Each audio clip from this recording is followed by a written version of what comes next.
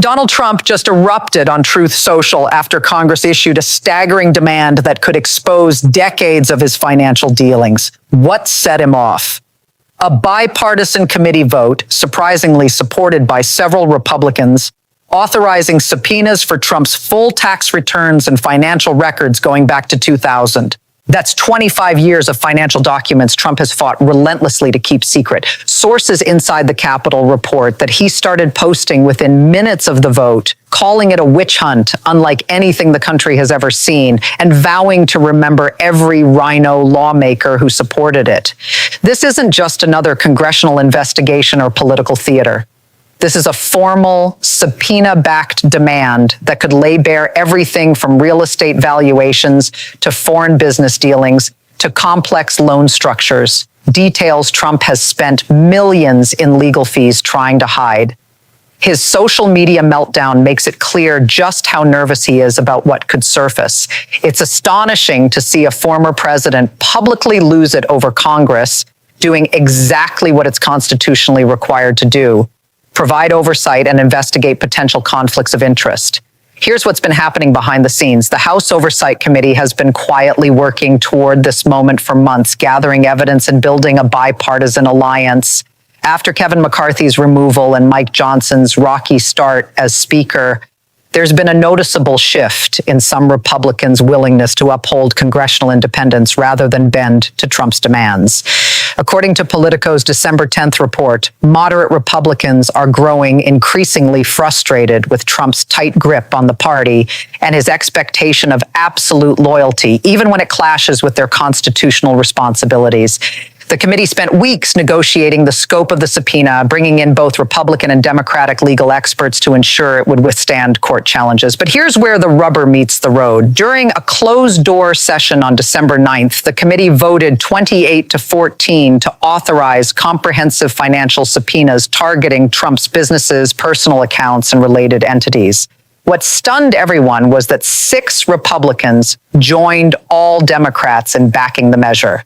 These weren't fringe moderates or outgoing members with nothing to lose. They were sitting Republicans from competitive districts who made a deliberate choice.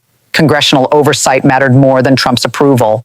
Let's be honest, when Republicans vote against Trump on something this consequential, it signals they believe shielding him politically is riskier than standing up to him. That's a major shift in the political landscape. Here's where it gets even more intriguing. Multiple sources, including CBS News and CNN, reported that the vote followed nearly 4 hours of closed-door testimony from forensic accountants and legal experts presenting preliminary findings on irregularities in Trump's financial disclosures.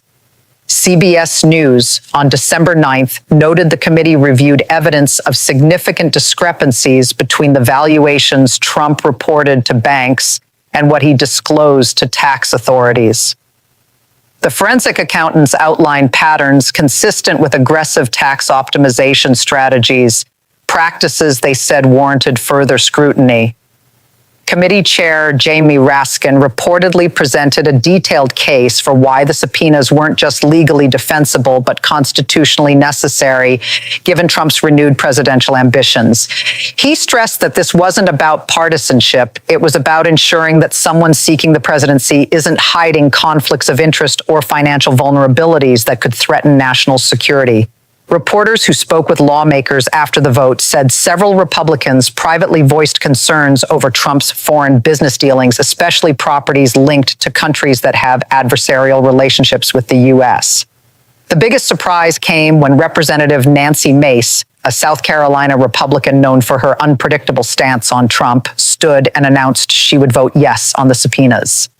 Multiple reporters noted that Mace delivered a passionate speech about congressional duty, emphasizing that if Congress fails to provide oversight when so many financial questions exist, it would be abandoning its constitutional responsibility. She was joined by representatives from swing districts in California, New York, and Pennsylvania, Republicans who concluded that their voters value accountability more than protecting Trump.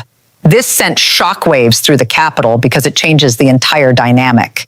When Republicans break ranks on an issue Trump cares deeply about, it signals that his grip on the party is weakening.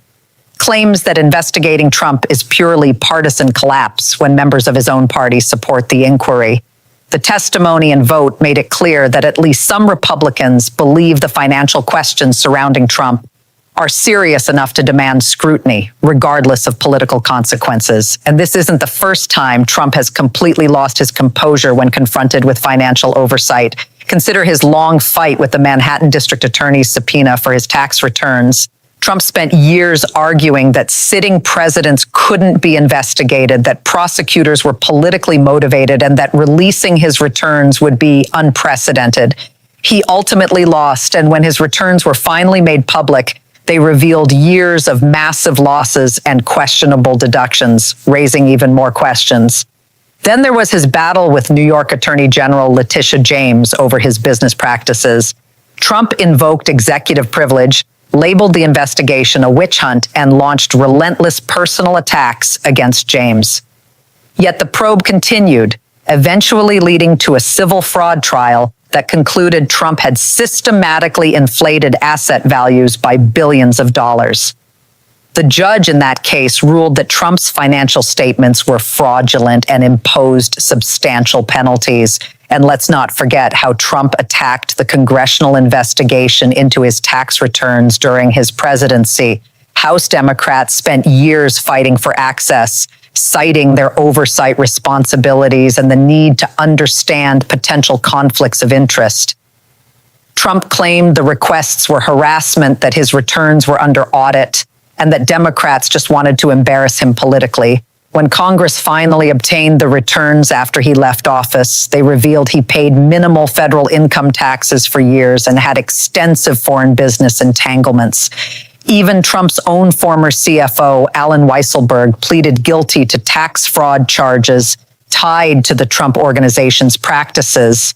Weisselberg, who oversaw Trump's finances for decades, chose to cooperate and admit criminal conduct rather than face trial. The man who managed Trump's money in court acknowledged that the organization engaged in systematic tax fraud. Now, Congress appears to be demanding the most extensive look yet at Trump's finances, and his reaction makes it clear he's terrified of what might surface.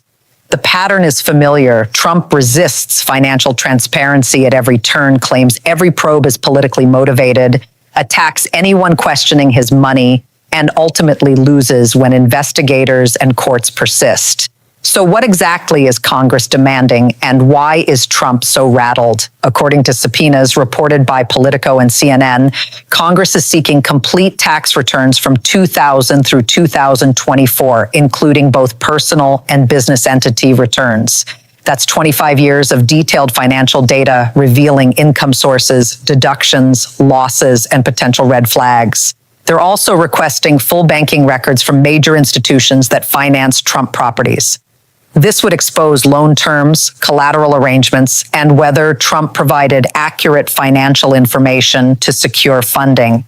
Legal experts note that significant discrepancies between what he reported to banks versus tax authorities could constitute potential bank fraud. Here's the most alarming part. The subpoenas also cover foreign business dealings, requiring disclosure of all transactions with entities in Russia, Saudi Arabia, China, Turkey, and other countries. These records directly touch on national security concerns, highlighting potential financial ties that could compromise judgment or create leverage for foreign actors. Finally, the committee is demanding communications between Trump, his accountants, and his attorneys regarding financial strategies and valuations. While attorney-client privilege may protect some material, forensic accountants can often identify patterns even in redacted documents that reveal whether financial actions were legitimate tax planning or crossed into fraud. According to MSNBC's legal analyst who reviewed the subpoenas, this represents the most comprehensive financial investigation of a former president in modern U.S. history. The sheer scope of what Congress is demanding leaves virtually no place for questionable financial practices to hide. Every property valuation, every loan application, every foreign transaction, it all comes under scrutiny.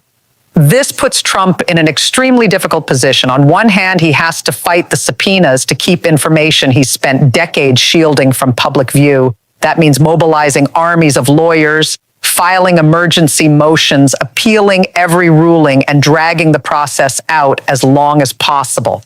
Every day the documents stay hidden is a day he can shape the narrative and continue claiming persecution. On the other hand, he has to wage these battles publicly while running for president and contending with multiple criminal cases. The more he resists financial transparency, the more it looks like he's concealing something significant. Voters who might have given him the benefit of the doubt begin to wonder what could be so damaging that he's willing to spend millions to hide it. That directly undermines his campaign messaging about being a successful businessman with nothing to hide. The legal options are limited. He can't claim executive privilege. He's not president. He can't argue the requests are overly broad since Congress narrowed them after careful legal review. And he can't claim partisanship when Republicans themselves voted in favor. Most avenues that worked for him in the past are now blocked. Trump is essentially trapped. Complying with the subpoenas risks exposing financial information that could be politically damaging or even criminally incriminating, potentially triggering new investigations, civil penalties, or criminal charges if fraud is revealed. Refusing to comply leads to drawn-out court battles he's likely to lose, massive legal bills, and nonstop media coverage keeping his finances at the center of public attention throughout the campaign. It's a nightmare scenario with no easy way out, sending waves of panic through Trump's inner circle. If Congress gains access to these comprehensive financial records, the consequences could go far beyond political embarrassment. Other prosecutors might use the information in their own investigations. Foreign governments could leak details about Trump's business dealings. Banks that finance his properties could face scrutiny over their due diligence. Even Fox News coverage highlighted the challenge for Trump. Some pro-Trump commentators struggled to argue why he should be allowed to keep his finances secret while running for president. They noted that financial transparency has been a standard for presidential candidates for decades, and Trump's refusal to comply raises serious, legitimate questions. When even Fox commentators find it difficult to defend him, it shows just how weak his